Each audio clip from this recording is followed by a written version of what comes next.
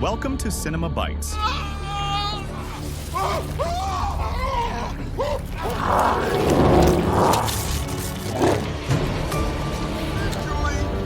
Your go-to for movie recaps in a flash. Big twists, epic moments, all in just minutes. The story of the movie Miss Peregrine's Home begins with a person named Jake. We see him returning with his colleague from work, whose name is Shelley. And on the way, Jake receives a call from his father asking him to stop by his grandfather, whose name is Abe, because his father is busy with work. Indeed, he calls his grandfather, who was suffering from dementia. Abe answers, terrified, and says, "Jake, where is my gun? I'm not coming. I can't defend myself without a weapon." Then Jake tells him that his father is the one who took the gun and left. Take care of yourself. While they are arriving home, Jake sees a terrifying person with white eyes on the street, but they ignore his presence. Then, they arrive at the new house, so Jake enters and sees the back door broken. He was walking towards the forest or on the road and finds grandfather Abe's flashlight on the ground with blood on it. When he walks a few steps, he finds his grandfather killed and his eyes gone. Jake quickly calls the police, but the shock is that grandfather pushes Jake's hand away and tells him to go from here quickly to the island or look for Amir Yersin. The postcard and the role of the third episode of September 1943, Han and Jake began to believe that he was his grandfather, and he began to ramble. But the good one began to say to him, "I know you think I'm crazy, but you have to promise me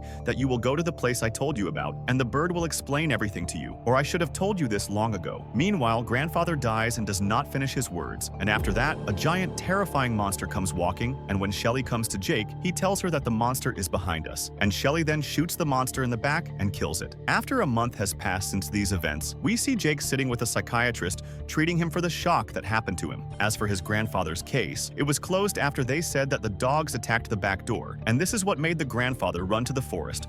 Or he had a heart attack and died a natural death, and this was confirmed by the forensics who found animal DNA inside the grandfather's wounds. But Jake is still sticking to his opinion and believing the monster that he saw in the forest. But no one believes his words, and after that he remembers his grandfather who used to tell him about his childhood and the house he lived in addition to Miss Peregrine, who used to run the house and could turn into a bird. And the house was full of peculiar children like Bronin or Victor, who had the strength of 10 men, or Hugh, who had bees in his body, or Emma, who was lighter than air and wore special shoes made of lead that the pilot Aaron gave her. All these years, Jake was the only one who believed in his grandfather's stories and words, and now we move to another scene and we see Jake packing his grandfather's things, and when he returns home, his family surprises him on his birthday. After that, his Aunt Susie gives him a wrapped book and tells him that this book is from your grandfather Abe, and when he opens the book, he finds a postcard from Peregrine inviting him to come to the island. So Jake shows the card to his psychiatrist, and the doctor then convinces Jake's family to take him to the island, or to the house where his grandfather lived,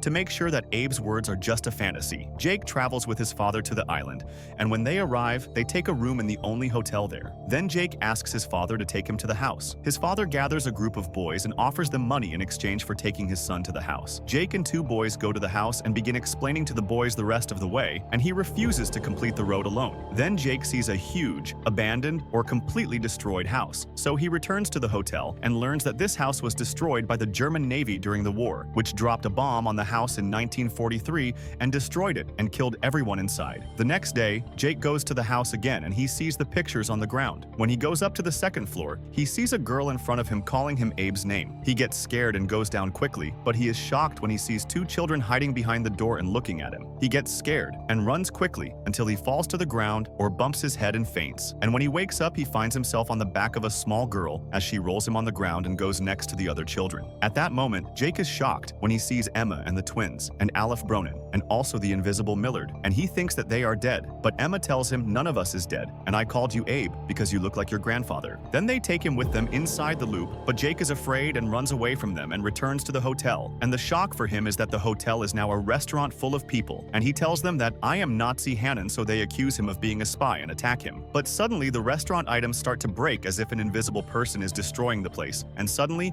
Aleph comes and takes him out of the place and sets fire to the restaurant. And also a horse carriage comes driven by Emma, so they take him and run away, and Jake realizes that he has returned to the year 1943 on September 3rd, and this day is repeated every day, and they are stuck in it. After that, they go to the house, which is a picture opens the door for them. Miss Peregrine welcomes Jake, and Jake tells Peregrine that Abe Abe is his grandfather, and he told him to come to her. He says that Abe told him something before he died and said Peregrine could explain it to him. Peregrine tells him that this is true, but there are things she cannot explain to him. She says that they are known here as the peculiars because the children here have involuntary genetic traits that are passed down from their families, and that this has exposed them to persecution throughout the ages. That's why they live in such places and why they play with time. As for time, they choose a suitable day and a suitable place and put it inside a repeating loop that is repeated for them every day. After that, she takes Jake and introduces him to the others, such as the twins, Claire, and Hugh, who has bees living inside him, as well as Horace, who is the dreamer. Then Emma asks Jake to help her with her mission, which is to return the little squirrels to their home. Jake takes the rope or ties Emma up, and then she opens the lead shoes and they fly. Or the squirrels return to their place and complete the mission. Now we see Jake meeting Enoch, who invents moving blood that does whatever he commands. And then it is dinner time. They sit around the table and each one eats the food that suits them. When the children start asking Jake about the future, Peregrine silences them and tells them, "We don't ask about the future. We enjoy living in this time." Now we see Claire, who is embarrassed to eat because of Jake. But when Jake tells her, "Eat and don't be ashamed of me," we learn that Claire has another side, and her head is nourished by it. After that, they ask Jake if he has a peculiarity like them or not, and if he is jealous of them. He says that he doesn't have any power and can't even stay with them, and that he will leave just like his grandfather left before. Suddenly, Emma gets angry and gets up from the table, so Peregrine says that the way he acted was not right, and that he knows why he came back. At that moment, the phone rings, so Peregrine goes and answers, and is shocked that the caller is Abe from a different time period. After dinner, they have a party where Horace is the one who shows movies through a lens he keeps in his eye, and he starts to show his dreams and predictions, which always come true. One of Horace's dreams is of him seeing people with white eyes taking a woman and doing experiments on her. Also, Jake and Emma appear in his dream standing together, but Peregrine orders Horace to stop dreaming. After that, it is time to rewind the time loop, and they all go out to the garden and put on masks. When it is time for the bomb to fall on the house, Peregrine presses the clock, and they go back in time 24 hours. Now we see Jake in his grandfather Abe's room while he is preparing his things to return to the present. He finds an unread letter, takes it, and goes with Emma to the cave, but Emma cannot stay with him for long because she will age quickly. After that, Jake returns to the present and meets his father,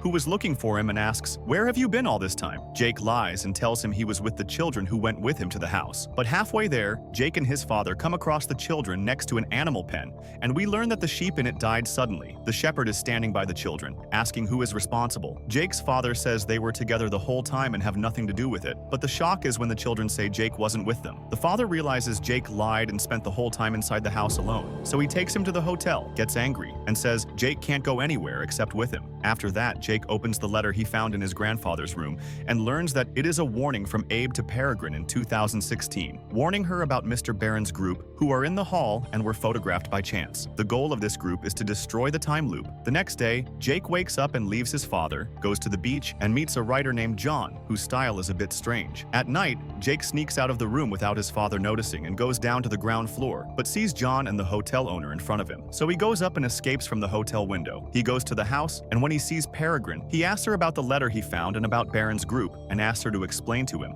But Peregrine gets angry and refuses to answer any questions and leaves. At that moment, Jake sees Enoch standing at the door with Aleph. When Jake asks Enoch to tell him the truth, Aleph prevents Enoch and tells him, "You promised Peregrine not to give him any information." Jake says, "Enoch, come. I know someone who will tell you everything and will be able to escape punishment." He takes the boy, whose name is Victor, and who is dead and missing his eyes, just like Jake's grandfather. But Enoch uses Victor's artificial heart to wake him up and make him talk. At that moment, Jake gets scared and leaves the room quickly, and when he goes downstairs, he sees Peregrine and the children getting ready to go out for a walk outside the house, so Jake goes with them. On the way, he asks Emma about who killed his grandfather, or about the people with white-eyed people who are in Barron's group, because he saw one of them on the day his grandfather died. So Emma takes him to her special place to show him a picture of one of them. After that, they ride a boat and go out to the middle of the sea, then dive down to one of the sunken ships, At this time, Emma creates an air bubble for Jake so he can breathe inside it. When they enter one of the ship's rooms, Emma uses her ability to control air to blow the water out of the room so they can move around easily. Now, we see her taking out a box for Jake and showing him pictures of the people with white eyes. Barron sees their leader, who is the same person Jake saw that day. Emma tells him that this group was attacking houses and killing the people in them, and that his mission is to kill this group and save people from their evil. Few remain from this group, and yes, his grandfather retired, but he was born to protect Jake, and Jake is special like them, because only peculiar peculiars can enter the time loop.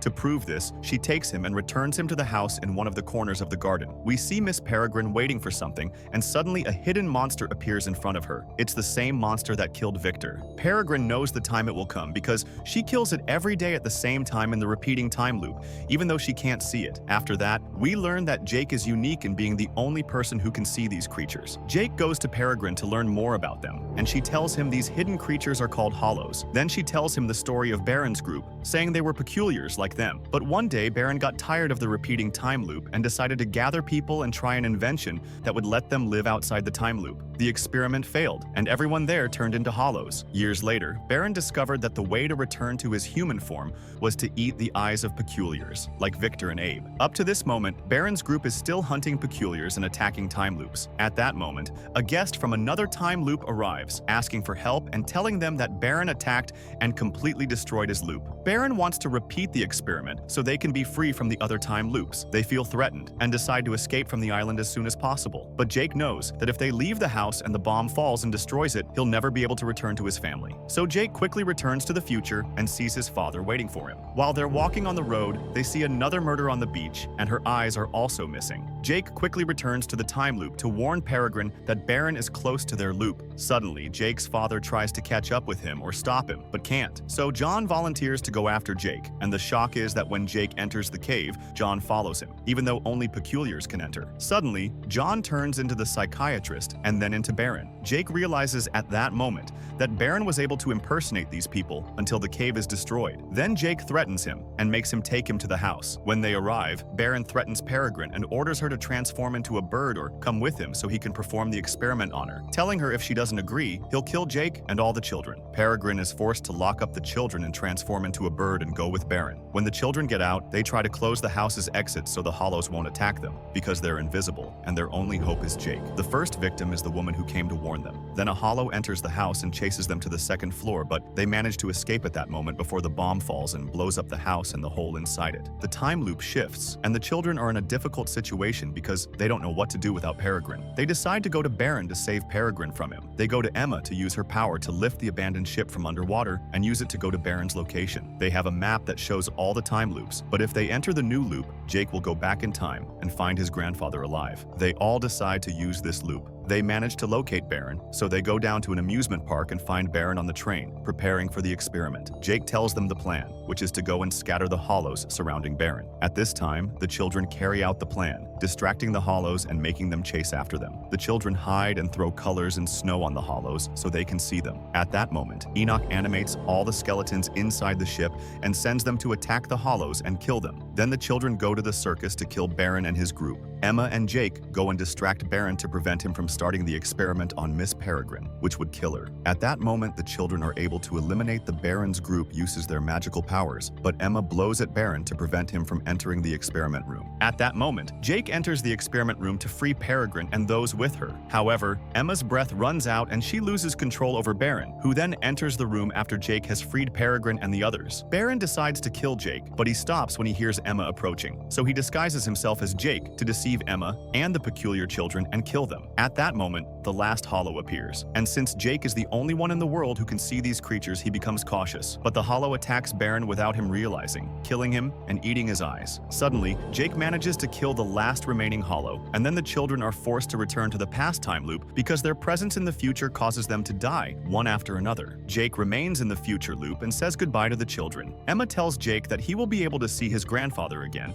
by going back in time before his grandfather dies. After that, Jake returns to his grandfather and begins to tell him everything that happened. Either because he had previously embarrassed him with his girlfriend, his grandfather makes Jake repeat the mistake, giving him the map that contains all the time loops and money to travel with. After that, Jake keeps traveling through all the time loops until he finds his girlfriend Emma and Peregrine. When Jake finally finds her, he decides to live with the peculiar children because he has become special like them and has started to develop supernatural abilities that only a small percentage of them possess. Here the movie ends. I hope you enjoyed it as much as I did. If you did, make sure to subscribe for more awesome content. Thanks for watching, and I'll catch you in the next one.